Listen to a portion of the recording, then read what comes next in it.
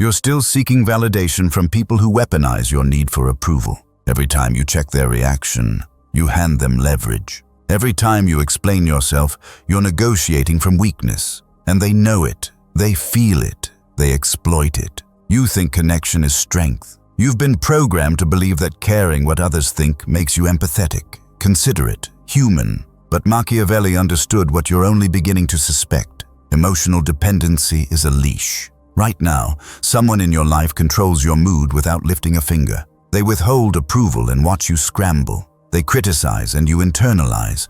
They withdraw and you chase. You're not building relationships, you're auditioning. And every audition confirms your subordinate status in a hierarchy you didn't consent to join. This isn't connection. This is systematic manipulation disguised as social bonding. And the cost, your psychological sovereignty. Your emotional reactivity isn't a personality trait. It's a strategic vulnerability that converts you into raw material for other people's agendas. I'm going to show you the neurological architecture of emotional sovereignty that makes you psychologically untouchable. Machiavelli himself exemplified this. When he was tortured by the Medici family after being accused of conspiracy, they expected him to break, to plead, to bargain. Instead, he remained strategically detached from the outcome. He documented his suffering in letters with clinical precision, analyzing the psychological dynamics of power while his body was being destroyed. After his release, he didn't seek revenge or validation. He withdrew to his estate and wrote The Prince, the most influential manual on power ever created. While his torturers faded into historical footnotes, Machiavelli achieved immortality. He transformed his powerlessness into intellectual dominance by refusing to grant his enemies access to his internal state. That's not resilience. That's weaponized indifference. And it starts with understanding how your brain has been colonized. The neurological prison of belonging. Your limbic system treats social rejection like physical injury. Literally, when someone disapproves of you, the same neural pathways activate as when you burn your hand. Your brain evolved this way because tribal exile meant death. But here's the exploitation. Modern humans weaponize this evolutionary vulnerability. They trigger your rejection response intentionally. They create artificial scarcity of approval to keep you compliant, hungry, obedient. You're walking around with caveman wiring in a warfare environment designed by people who've read the manual. Machiavelli warned, "He who becomes a prince through the favor of the people must keep them friendly, but he who becomes prince against the will of the people must first secure himself against them." Here's your tactical shift. Stop treating social approval as oxygen. Start treating it as noise. When someone withdraws validation, your nervous system will scream. Notice the scream. Don't obey it. Label it. Limbic hijack detected. Then proceed with your original plan anyway. Do this 50 times. Watch the neurological pathway weaken. You're not suppressing emotion. You're starving a parasitic response pattern. But here's where it gets dangerous. Information asymmetry as weaponized silence. Most people vomit their internal state constantly. They broadcast insecurity, ambition, fear, desire. Every word is reconnaissance data for strategic operators. You know what power actually looks like? Silence about your intentions, opacity about your capabilities, ambiguity about your vulnerabilities. When people can't read you, they can't manipulate you. When they can't predict you, they can't position against you.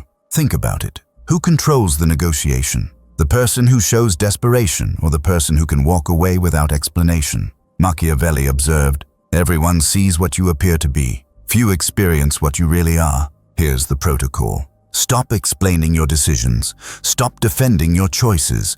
Stop seeking consensus before you act. When questioned, respond with strategic minimalism. "I've considered it." When criticized, deploy "noted." When pressured for emotional disclosure, offer nothing. Let them project. Let them guess. Let them fill the void with their own anxieties. Your silence becomes a mirror that reflects their manipulation attempts back at them. This isn't antisocial behavior.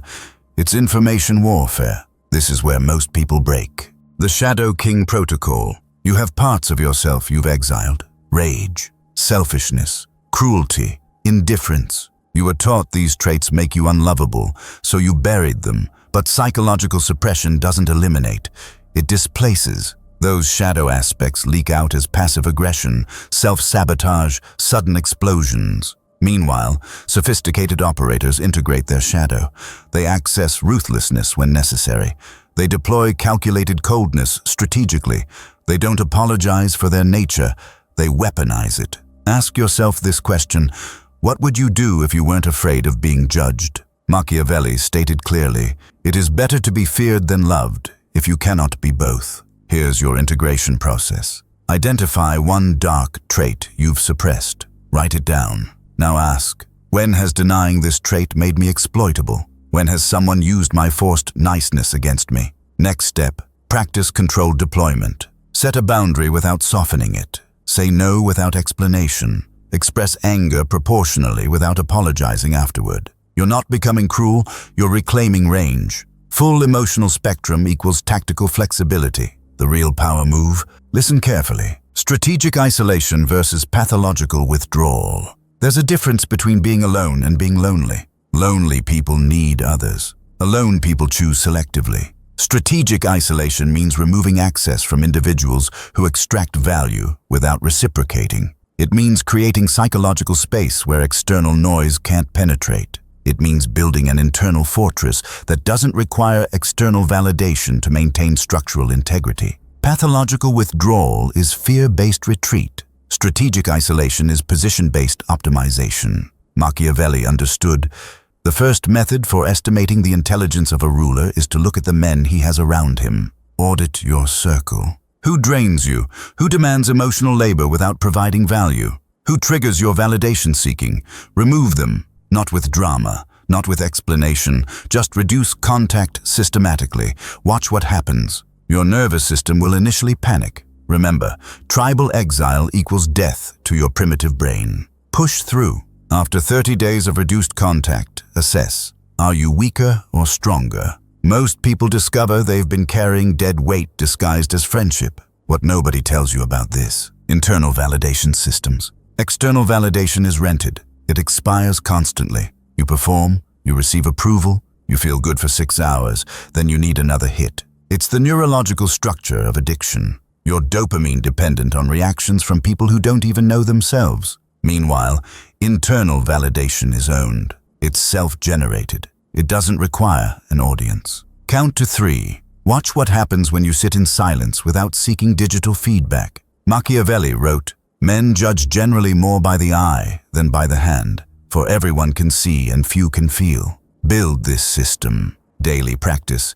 Complete one action that serves your long-term interests with zero external acknowledgement. Write, train, study, create, tell no one.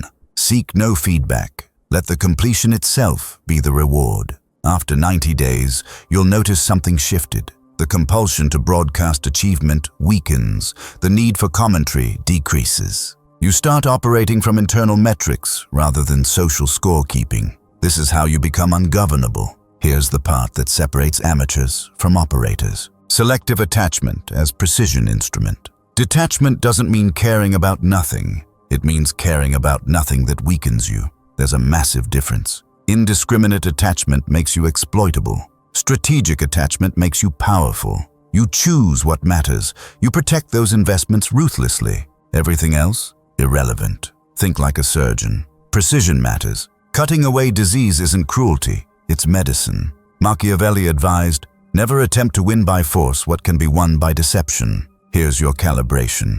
List 5 things you currently care about. For each item, ask, does this attachment increase my capacity or decrease it? Does it expand my options or limit them?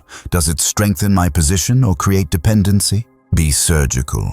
If attachment creates vulnerability without corresponding benefit, sever it. Not emotionally, strategically. You're not hardening your heart. You're optimizing your resource allocation. Energy, time, emotional bandwidth. These are finite. Spending them on what doesn't compound is strategic bankruptcy. The tactical shift happens here. Emotional opacity as defensive architecture. Predictability is vulnerability. When people know your triggers, they own you. Right now, someone knows exactly what to say to make you angry, sad, guilty, afraid. They've mapped your emotional landscape. They push buttons and watch you dance. You think you're having an authentic reaction. You're actually running someone else's program. Machiavelli observed, The wise man does at once what the fool does finally. Deploy this immediately.